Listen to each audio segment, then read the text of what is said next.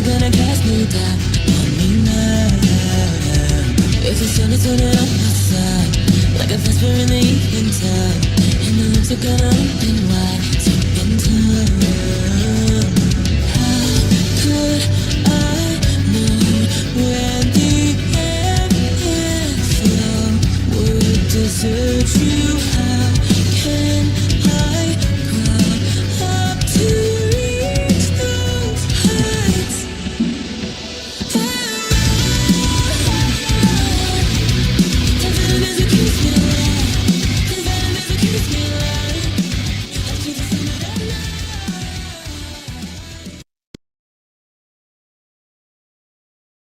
Hello, everyone. Okay, let's jump right into this because I don't want to delay this any longer. Okay, here we go. I get out of my car and then I bend down to like go get something to all these guys. One of them starts like basically asking me for my number and I was just like no. It was a verbal argument at first. And then he pulls a gun out and I was like, all right, let's go. And he started like pointing it at us and then he came up to us. He's like, I'm not afraid to hit women. I beat women. I slap women. He's just like, oh, I'll shoot you. I'll shoot you. And the next thing I know, I found out this young lady and her two sons are running to the back, frightened for their lives, thinking that they're gonna get shot at. They started out with saying, asking if you had a gun. No, sir. That's his license. See, I'm trying to see, I got a gift here. Yes, it's a pistol, yes. Tuesday, July 8th, 2025, Wellington, Florida. In the parking lot of the Wellington Green Mall, a social rejection escalates into a high-risk criminal incident. A 17-year-old minor, already under judicial supervision, threatens two women with a firearm after being rejected. Are we shocked that this is happening in Florida? Are we shocked in any level, at any level, that this is happening in Florida? Good old red Florida and he's a nice white kid, probably with two parents, conservative kid, can't even speak, up here in Indiana where it's freezing. Yeah, I'm trying to get out of here too, but that's besides the point. At 17, where making up and breaking up is like normal at that age.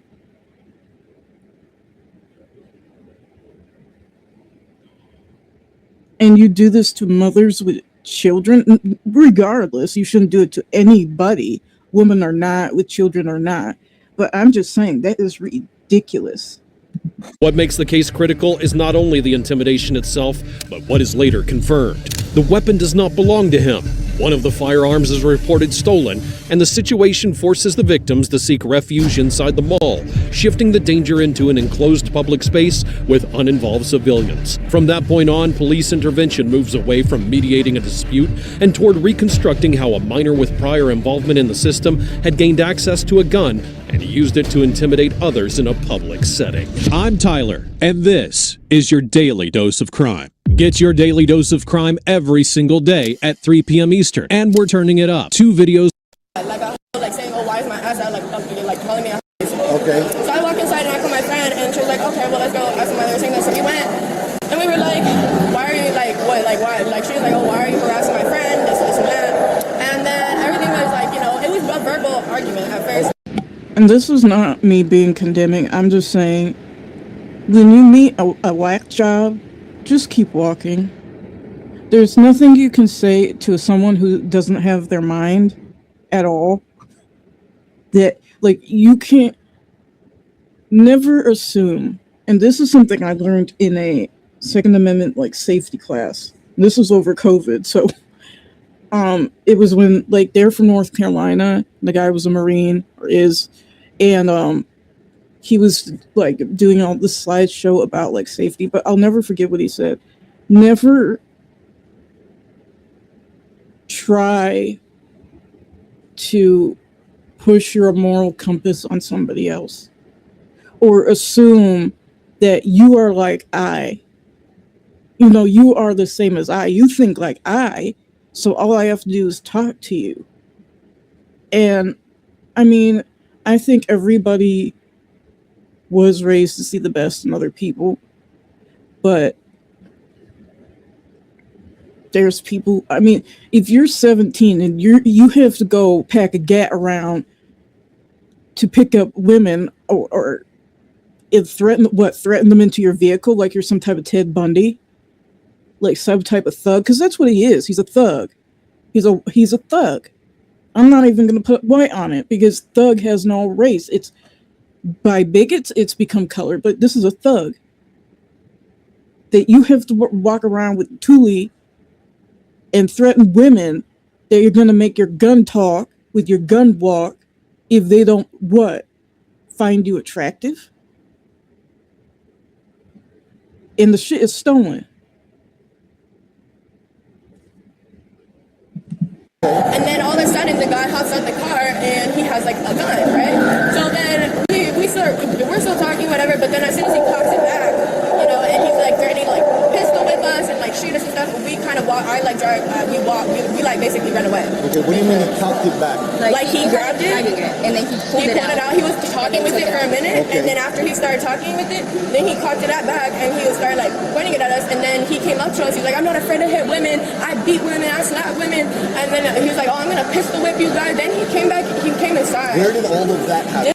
This is such a tough guy, tough conservative, right-wing guy, threatening young, 100-pound girls at the mall. Good grief. This happened outside in the parking lot, like near my car and near Okay. his truck, where like 'cause I had parked there. Okay, can you describe what the gun looked like? Honestly, like I was kind of nervous. So I was in front of it because I didn't want her.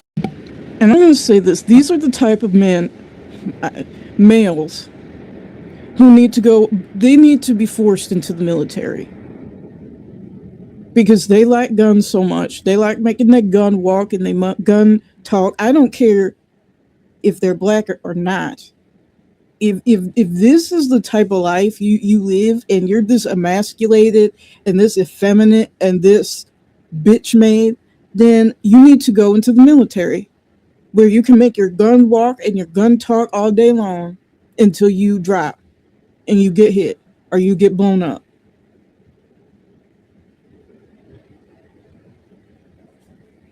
We shouldn't have to deal with this. And this is what's wrong with the system. You're at 17, you're doing this.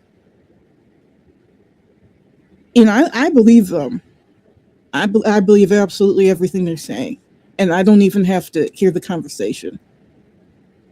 Because how outlandish it is. Because I've learned the more outlandish the situation, the more true it is. It was literally like this big. It wasn't even a big gun, but he did reload it. Like I don't know if it had ammo in it, but Okay. he did plop it back. And that's when And I it was walked away. small and And then black. he kept on chasing us, and then I just told her, "Let's go," because I'm not trying to get shot at. I mean, he's obviously not doing anything right now, but we don't know. So if we he's were- Can you describe what he looked like to me? He was like about this, like this tall. like to my eyes. And then he was this tall. He was like he was wearing a black wife beater and then like a black sweatpants, and he had like a short hair. What was he black driving? short hair. He was a passenger in this white truck. I got a picture. Oh, I have a picture of him. I can just show you. There you go. Yeah, of course. Oh, you were recording He it was when he pointing a was gun at us. Right. At this stage, officers begin focusing on the young man's behavior rather than the earlier verbal exchange. They do not see an isolated reaction that fades, but a sustained escalation triggered by a minor moment of frustration. Turning to intimidation would suggest a need for control rather than a brief emotional outburst. And for investigators, the key detail is not that the conflict continued, but that there was no attempt to disengage or de-escalate, indicating that the goal was not to end the situation, but to force an outcome through threat. This is what he looked like. Is that the same guy that we're out with? I don't think so. Okay. And then he had like another white friend, and he was like a little taller. And then two Yeah, girls. that is him. Is it?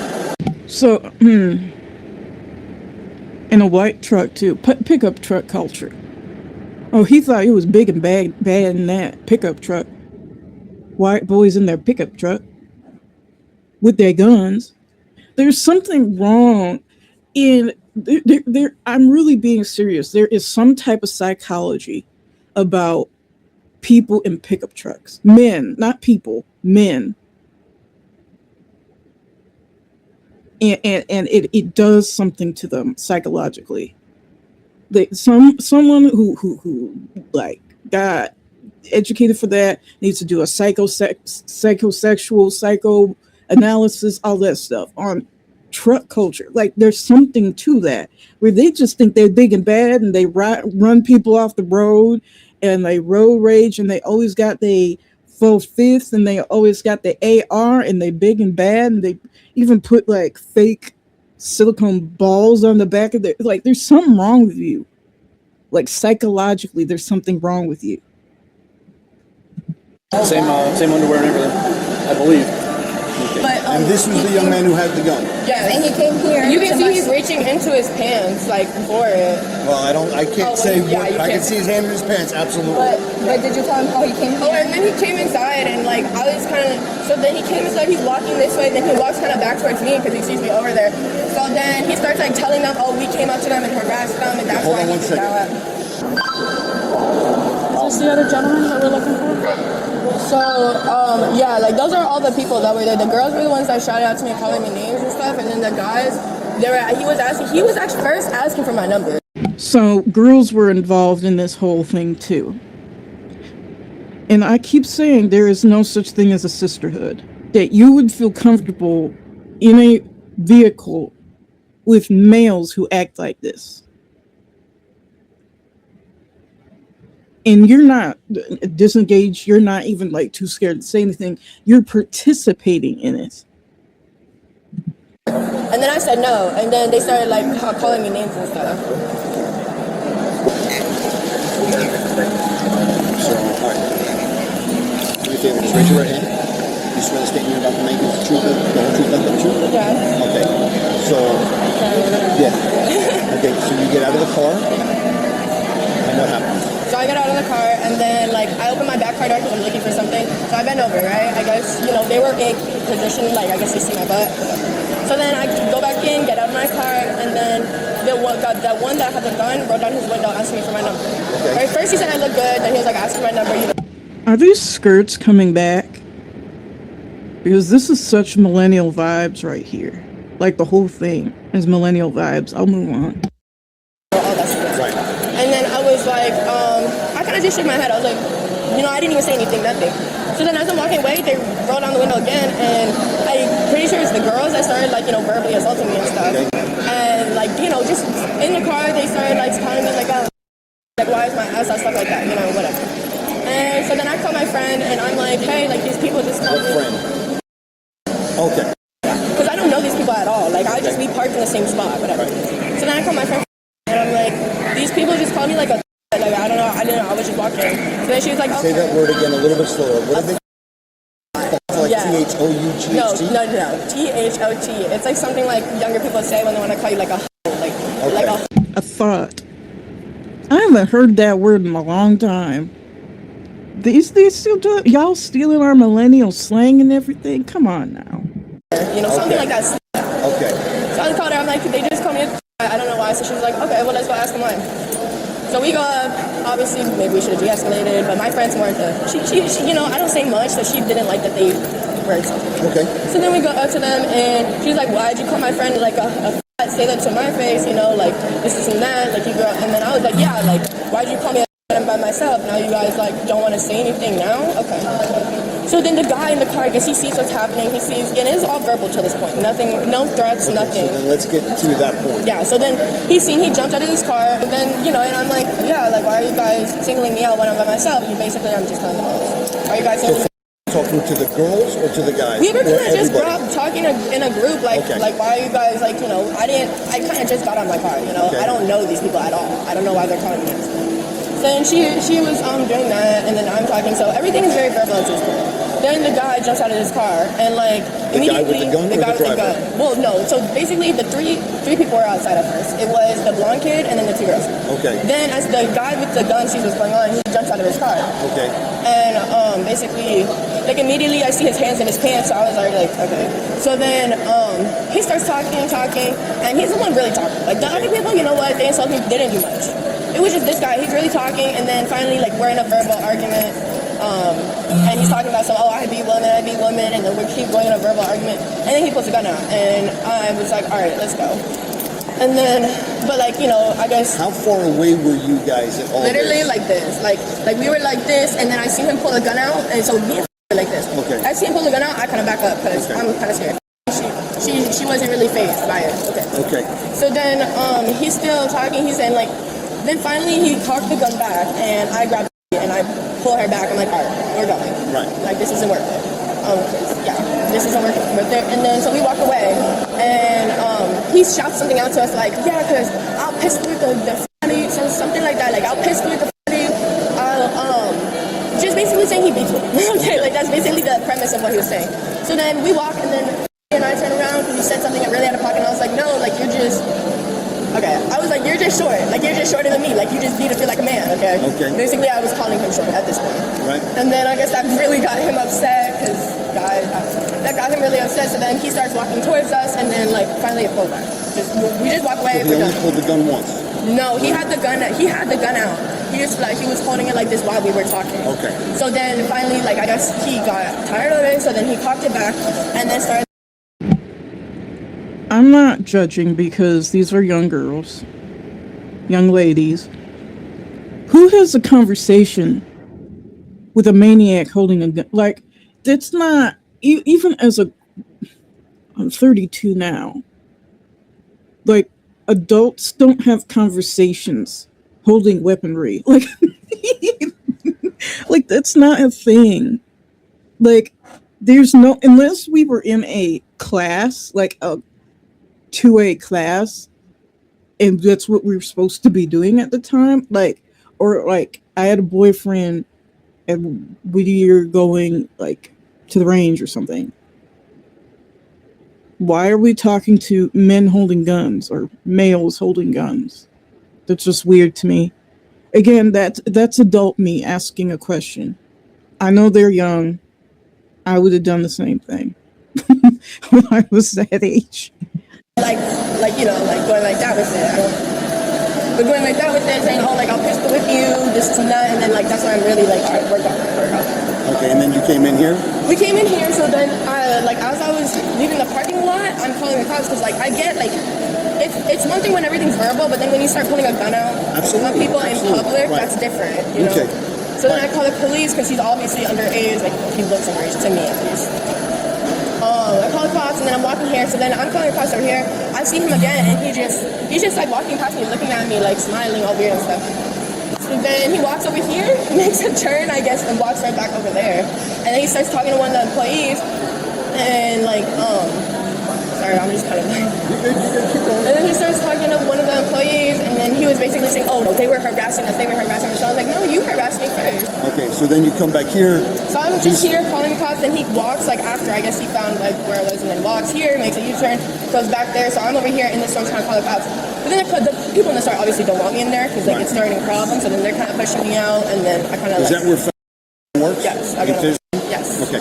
So then we didn't see any of this. She was over there working. So then basically we get into like another little verbal thing, but then I kind of like didn't want to. This is my question.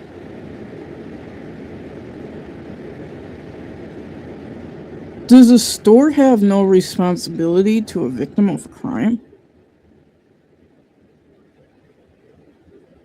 Who's on the phone trying to call the police? Why are you pushing her out?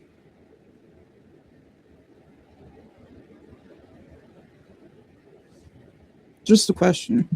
In it because I remember he had a gun, and so then he just walked away down that way. And she comes out and she's like, "Oh, what happened?" I was like, "Yeah." And then I was still on the phone with the police for all this. Okay. All right. Is there anything else you think I need to know? No, just that like the two girls and the blonde guy, they really like yes, they were the ones that like called out to my car at first, and like that's kind of why we're mad. But they really didn't do anything. Like so, I don't think that they should really. All right. Let's go. All right. It is during this segment that the suspect is identified as Jonathan Mazzeo, 17 years old and already under judicial supervision at the time of the incident. That context reframes the entire situation. Any connection to a firearm immediately places him outside the law. And beyond physical description, officers note something much more significant. Mazzeo does not withdraw from the conflict, but instead sustains it and carries it forward, expanding the risk into the interior of the mall. At the same time, his first and formal defense begins to take shape, portraying himself as provoked and minimizing his role, a strategy that will resurface later.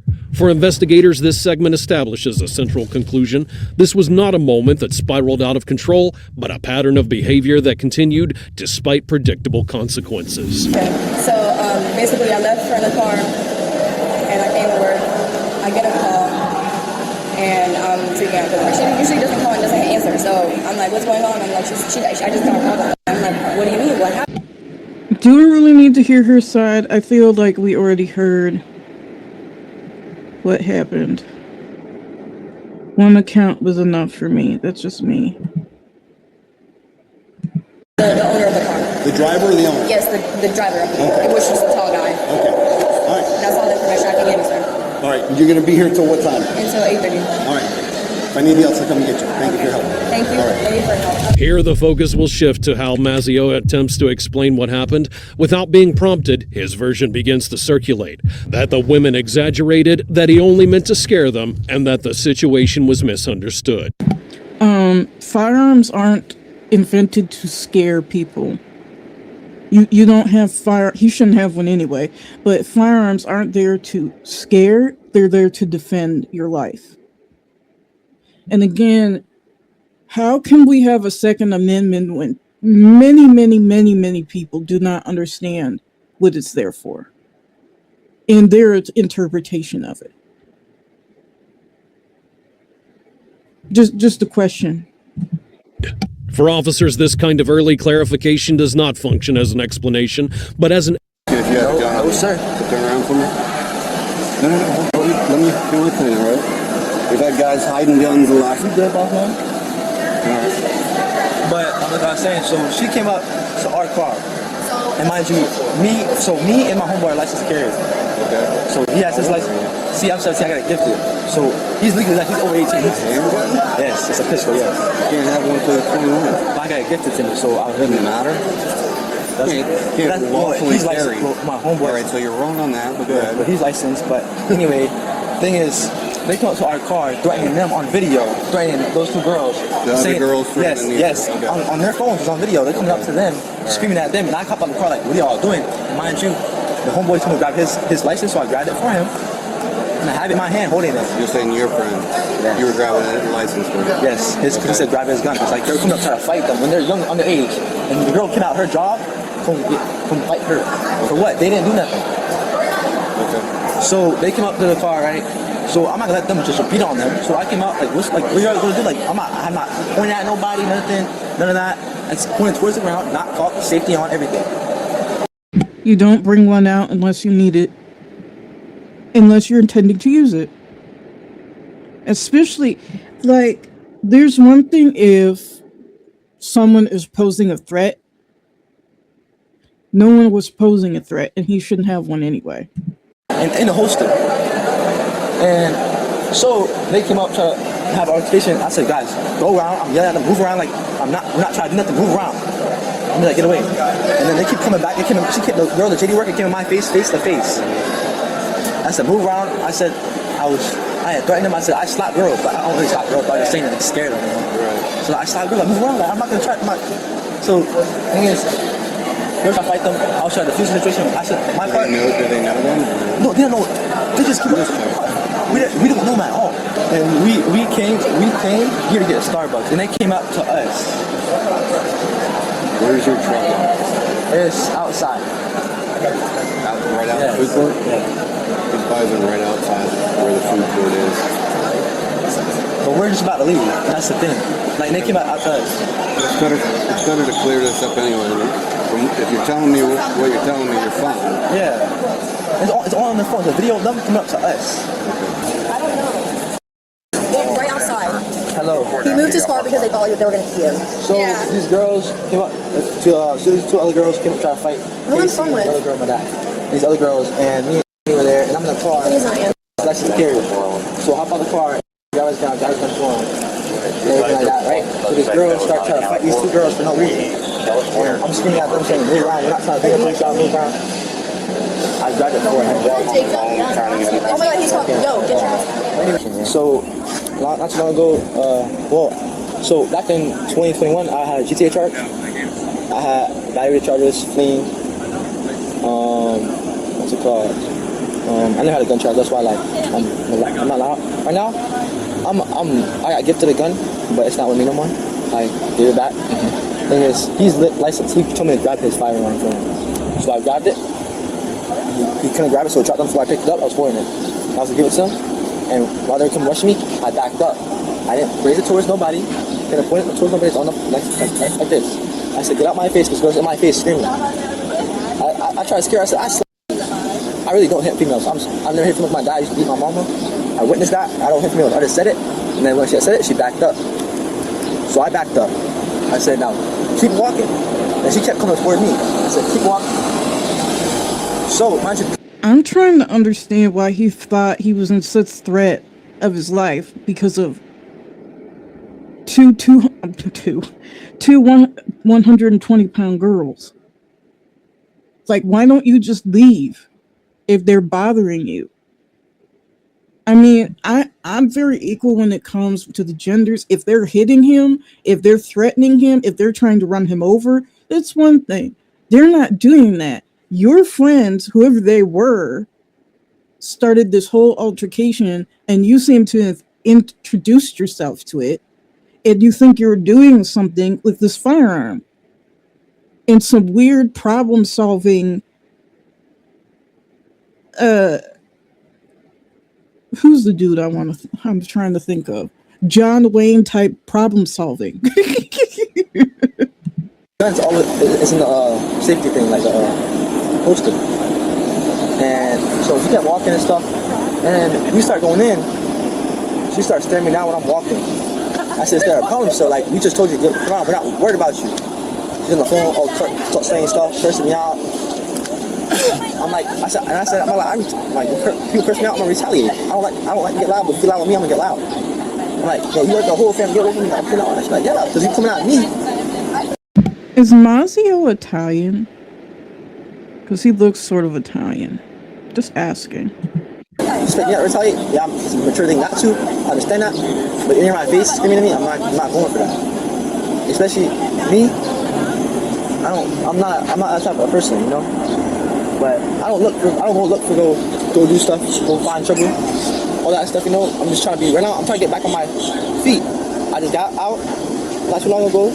I got out because my ex-girlfriend, she stole her mama's car. I didn't know it was stolen. I got all those charges dropped. That GTA, I had 2 GTA charges, but that one just got dropped because that girl stole her mama's car. I didn't know. She came pick me up with good breakfast, and I was held out a gunpoint in front of my ex-girlfriend, which that made me change. Like, this hurts, bro. Like, see my girl watch me get held at gunpoint because my charges that I had done in my past, that hurt me to the side, and so I gotta change. I started going back to school, getting my GED, school, getting paid, start working.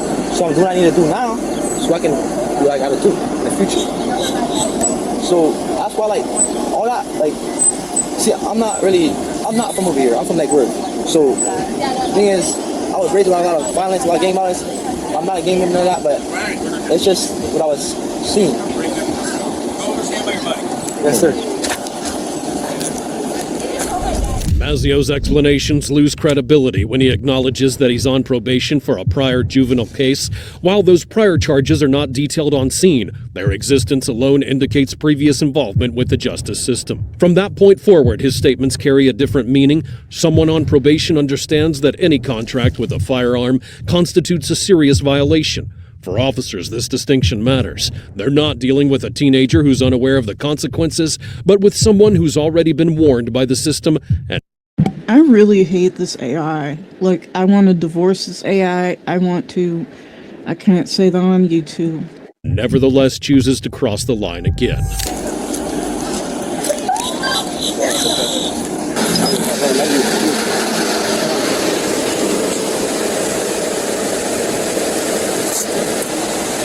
You need to relax your arms? I'm chilling. Make this a little bit easier? What am I doing? I'm chilling. Relax that. How old are you? Sir. It's my dad. You're 17? Yes, sir. Hello. Hey, how's it going? It's Agent Donald. I guess so. Hey, nothing. Your son, right? Yeah. What's your son's name? Yeah. So he's being detained right now for something that happened with a firearm at the mall. So, when I know exactly what happens, I'll give you a call back, right? Just make it get you jail, man. Huh? Why'd you say we're going to jail? I thought I was. I didn't know that, bro. I didn't do nothing wrong, bro. They pushed up on us. Mike. Damn. Yeah, we had one person hide a gun really good the other day. I gave it back, but they came up to us, sir. But I didn't point it out. I didn't point it at them or nothing. Or point it out on them. You didn't pull it out? I didn't pull it out on them. No.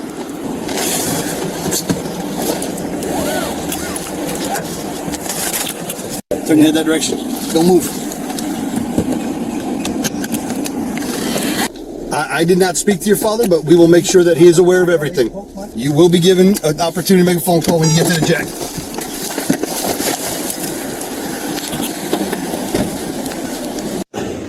So if it's your phone, before I give it back, so I don't have to write a search warrant or anything on it, if you go through the phone, I just want to see if there's any evidence before it gets deleted. Of what? Like saying, hey, go hide the gun or anything crazy like that. With the kid? Yeah. I don't have his number. You know, then why are you in the car with him? How do you know? That's my homeboy's. So that girl I did, the white girl, with the blonde, white one, short one. Yeah. That's his girlfriend, and her friend is. See the other girl? That's my friend. Yeah. So I was with her. Okay. So friends through girls? Yeah.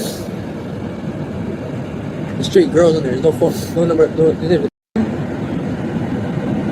I have an, but that's not him. Last message was perfect. Yeah. And then she that was the 416. So that was obviously. Yeah, that's fine. It's no biggie. All right, then that's fine. I don't know platforms. No, you're good. On those you can. On those I don't. You can, That's fine. I just want to see if there's anything that's going to be deleted that I wouldn't have Where's the to. case, bro? I don't have a case. 30986. Can you go on real quick? Who's this? What? There's a fancy. Any last words before we go real fast? I love you. Okay. And, I'm not trying to spend all that. Well, John. That's trying to spend all that. Yeah. Leo. Go to the tomorrow. Am I going there? Yeah. I mean, legally I have to because I'm your father. So yeah, your mom's dead, so she won't be there. Listen. Appreciate it. Thank Take you it very easy. much. Appreciate it. Yep. Have a good night, Tom. At least the dad was respectful. You know, that's something that's rare. Anyway, Following his arrest, Jonathan Mazzio was formally charged with possession of a firearm by a minor, delinquent in possession of a weapon or ammunition, and 2 counts of aggravated assault with a deadly weapon. The case was filed in the Palm Beach County Circuit Court, where on August the 20th of 2025, he entered not guilty pleas to all charges. The court would set a total bond at $90,000, reflecting both the seriousness of the allegations and his prior judicial status. The case remains open and pending, awaiting decisions that